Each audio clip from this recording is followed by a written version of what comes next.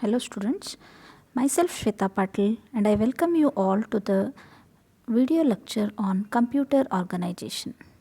In this lecture, I'll be explaining about the first module, that is basic structure of computer, within which today I explain about what is computer and what are its different types and operation of the computer. So, what do you think a computer is? As already studied by you, it is a fast electronic calculating machine that accepts the digitized input information, processes it according to a list of internally stored instruction and produces output. Here, internally stored instructions means programs.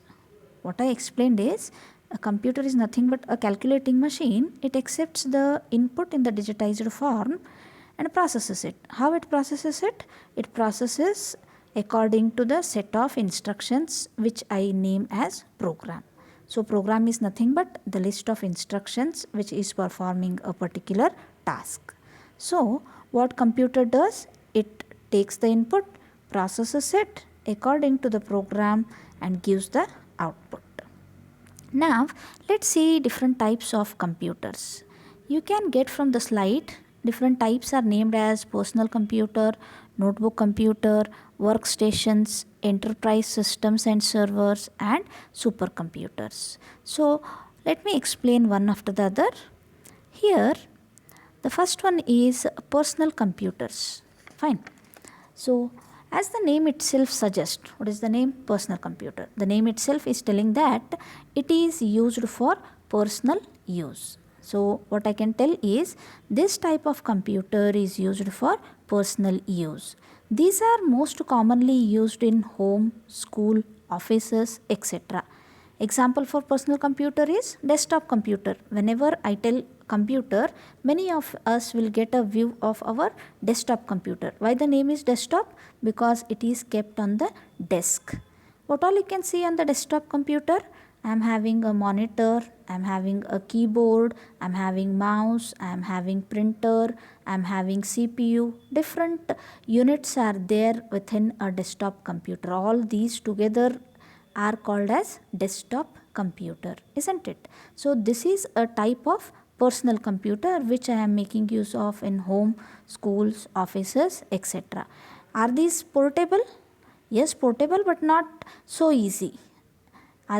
This is not easy to have portability to this desktop computer, somewhat tough, right? So if all these units, maybe input unit, mouse, keyboard, monitor, CPU, all these, if all these are available in a compact version, that is nothing but notebook computer. Means what? Notebook computers are the compact version of personal computers and these are easily portable. Example for this is, yes, laptop. So laptop you will be carrying to your colleges. Many of them will be carrying to their offices. So again for personal use only I can make use of this, or for my office use I can make use of this.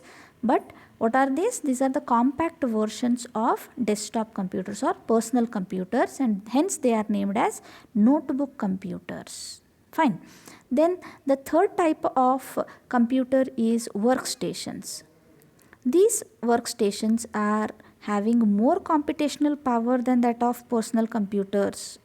They have high resolution graphics, high input and output capacity, etc.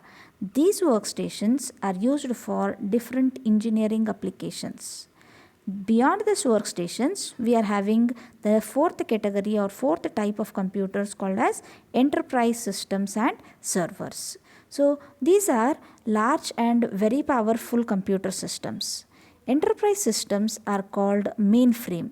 These are used for processing the data in medium and large corporations. These provide high computational power and storage capacity. Then the servers contain the database storage unit and handle large volume of the requests. Moving to the last type called as supercomputers. These are used for complex numerical calculations. When they are used for complex calculations, very complex large programs with super speed of operation wherever I need, at that time we'll be making use of supercomputers. So these supercomputers are used in weather forecasting application, military applications. So in most of real time applications we are making use of these supercomputers. So this is all about the different types of computers. Next, I just want to explain you about the overall operations which are carried out by a computer. See, what a computer can do. First, what will it do? It will first accept the information. It will accept the information from the input unit. What type of information it may be? The information may be the data, it may be the program. So after taking the data, what it will do? It will store it in the memory. Then from memory it will collect either the program or the data and perform some operation on the data according to the program written. Where this performing of the operation will be done? It will be done in the ALF. Okay. Then after this operation is done, maybe any arithmetic or logical operation which is done will give some result, and that output is given to the output unit, right? For example, just I would like to explain you. Already you have went through different C programs in your first or second engineering semester of engineering, right? There what you have done? Assume you are writing a program to add some numbers, right? There what you have done? You have written a program. Fine. So that program, after writing the program, how you are inputting the instructions for that program? From input unit. Which input unit? May be keyboard, right? So you are inputting the data or you are inputting the instructions. Thus you are storing the information then you are storing it in the memory. Then how it will be executed? Execution will be taking in ALU. What execution? You are writing a program to add the numbers, right? So this addition of the numbers is done by ALU. So how it will do? See, the program you have written and you will input some datas. Assume you want to add 2 numbers, then you will be inputting 2 numbers. If you want to add 10 numbers, you will be inputting 10 numbers. How again you are inputting the data? Through input unit only, through keyboard only, right?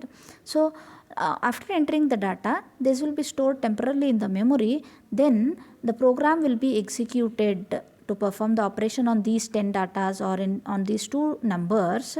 The arithmetic and logical unit will perform addition of this because the program is to add, right? So it will perform the operation and store the result temporarily in the registers or into the memory. Then that is outputted to the monitor. In our example, in your C program, the output will be available on the monitor or it may be given out to the printer likewise. So this is all about the definition of computer or about some basic operations of the computer and different types. Okay. Thank you.